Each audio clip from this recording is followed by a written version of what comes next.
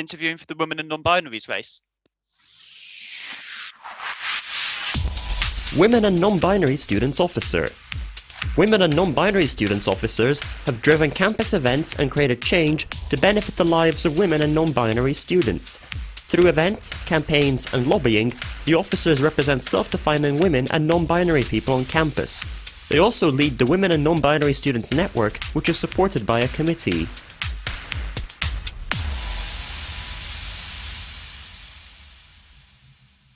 Hello, my name is Sarah Veale, and tonight I have the pleasure of interviewing Izzy Andrews for the Women and Non-Binary position.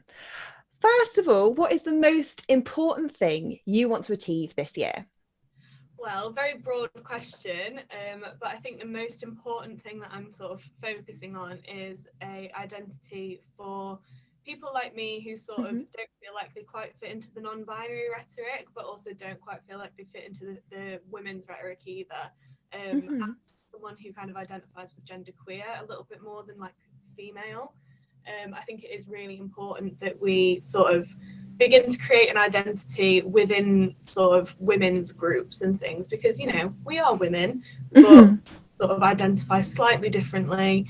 And I think it is really important that that's sort of brought to light, especially within higher education settings where it's usually... And how are you going to go about representing people that you don't have the same gender identity with? Do you think that's going to be something that you struggle with, or have you been able to network quite well? Yeah, it is. I think it is going to be quite difficult, obviously, because I am going to admit that I am in a very privileged position as you know, someone who's passing female, and you know, I have a pretty high standing, but I recognise the issues that other people can have. I know a lot of people who identify with very, you know, different genders along the spectrum.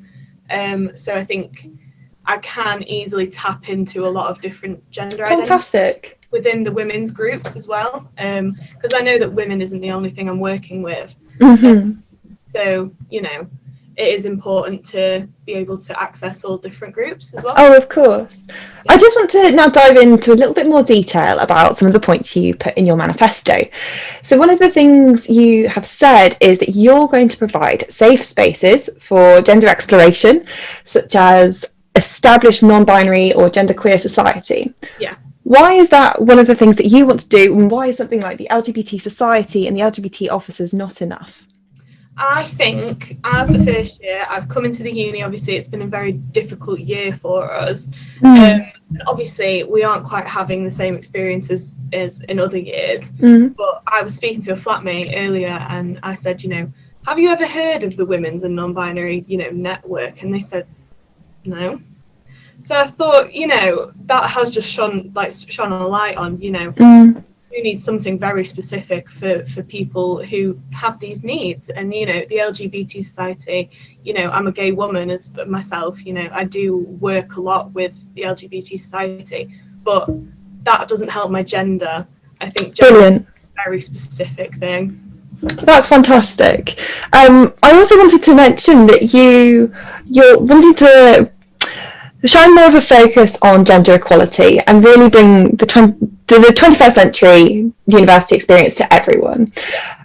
What does that mean for the students? Does that mean that you're going to have more of an equal access opportunity, or is it more that you're wanting equal representation of genders across the uni? I think both. I think equal access is so important. Like, you know, nobody should be discriminated against for something that they can't really help. Gender is something that just occurs. It's not something that you're born with. Everybody is born different, you know, not every woman is the same, not every man is the same. And people who don't fall within woman or man categories, they all have different needs. So it's important that we all have access to this, to, you know, the things that we all need, the resources, but also, you know, equality within people, you know, in USU, you know, I'm a genderqueer woman. I haven't seen a genderqueer woman sort of in USU before, I think, or not an outwardly genderqueer woman anyway. So I think it's really important for, you know, that to be seen by younger students, new students' perspectives, and people who are here already, you know. Brilliant. No, that's fantastic. Thank you so much for your time, and best of luck with the rest of your campaign. Next up, we will be moving to Alex, who is going to be interviewed by Annabelle for the activities officer position.